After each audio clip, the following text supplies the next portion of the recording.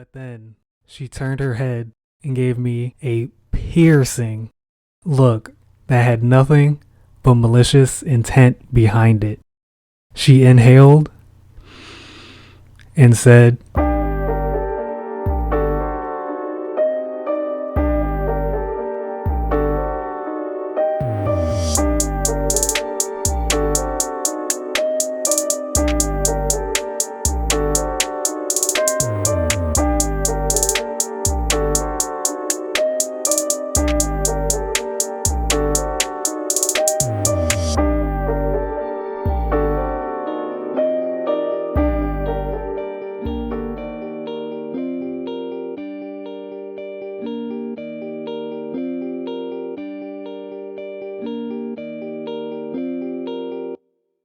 "Welcome to the Hawks Lounge, a podcast dedicated to storytelling, learning, and uplifting content creators. I am your host, Hawk, and today I will share a story about a bad experience I had and what I learned from it. The theme behind this episode is learning how to overcome bad experiences. To do that, I'll use the following steps. Number 1, learn from the situation. Number 2, lose any animosity or negative feelings towards the situation. And number 3, move on because better days are ahead. With that being said, the story of this episode is a recount of a bad experience I've had. This is part 1 of a 2-part episode, with both episodes taking place at the same location but at different times. With all of that being said, let's travel to Washington, D.C. so I can explain to you why I don't like debates.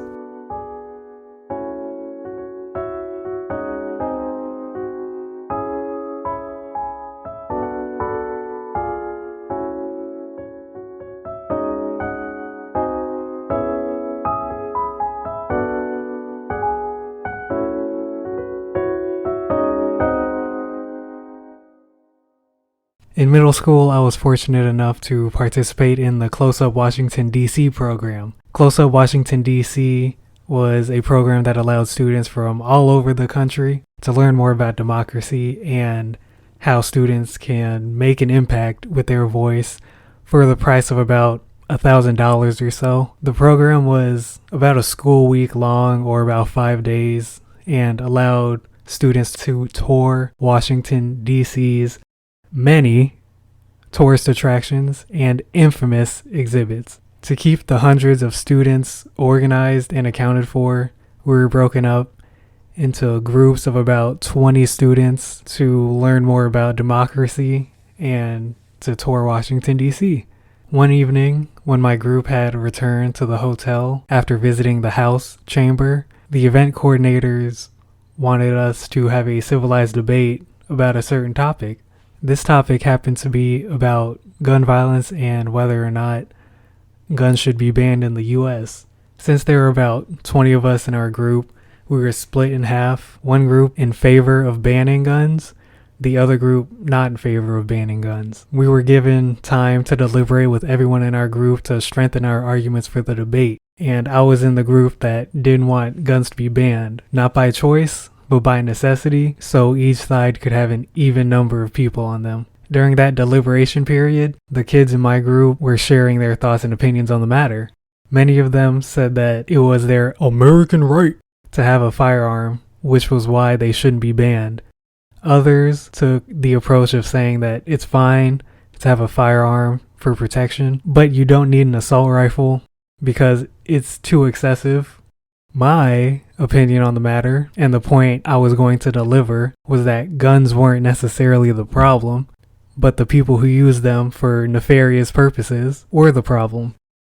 Eventually, our time ran out and we began our debate. So each team set their chairs up in a line from left to right, facing the opposing side. The middle of the room was open because that was where everyone was going to stand when they delivered their argument. My side decided to start first, and from the start it was a constant back and forth between the other side. We went down the line from left to right, having each person share their argument.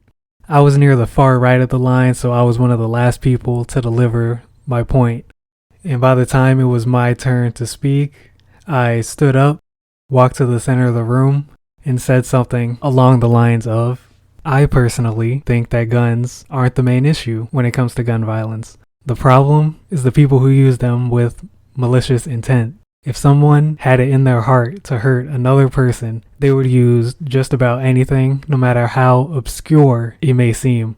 Whether it's a gun, a nail gun, a knife, a bow and arrow, or a rock. Anything that will get the job done. A gun just so happens to be the quickest and most lethal tool to use if someone wanted to injure another person.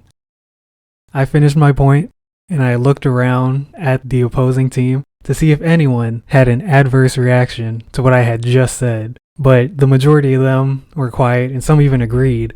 So I took that as a victory and I headed back to my chair, better yet, my throne, where I would be fed hand-picked grapes to bask in my glory. To bask in how gargantuan my brain was. To bask in how astronomically logical my points was. I thought I was untouchable at that very moment. My pride and my ego were cutting it up, and I was high with narcissism. Until a few moments later, a girl wearing black and red Jordans, white jeans, a maroon shirt, and a gray jacket walked to the center of the room and addressed every argument that my side had presented. She said something along the lines of, People use guns to hurt people. That's why they were invented. The Second Amendment was written by slave owners who killed to get what they want. And at the time, I was agreeing with everything she was saying. But then she turned her head and gave me a piercing look that had nothing but malicious intent behind it. She inhaled and said, A nail gun?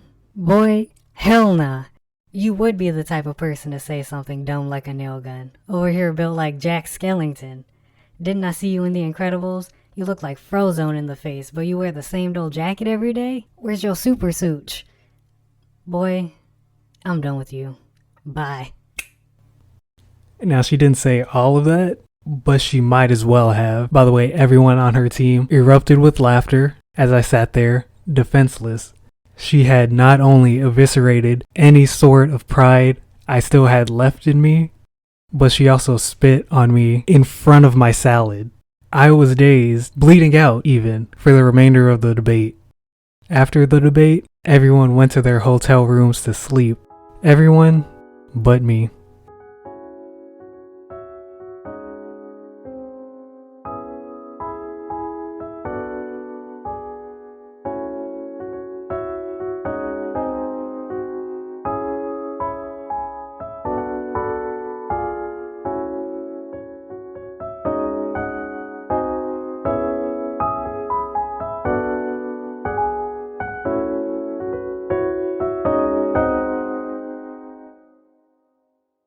While being roasted in a debate definitely was a terrible feeling, I realized a few things.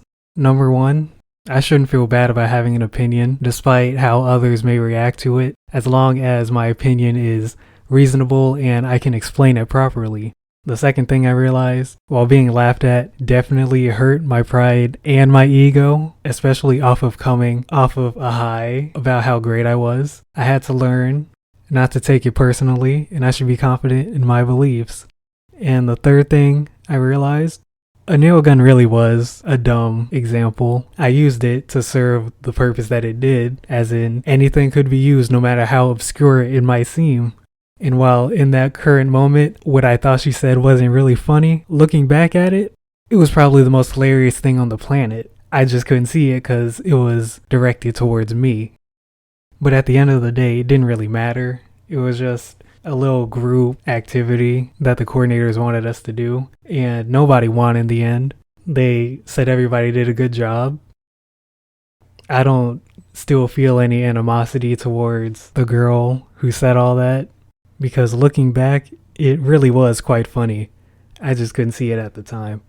But I used getting roasted in that debate as the main reason why I don't like getting into debates. But that was the time I got roasted while having a debate.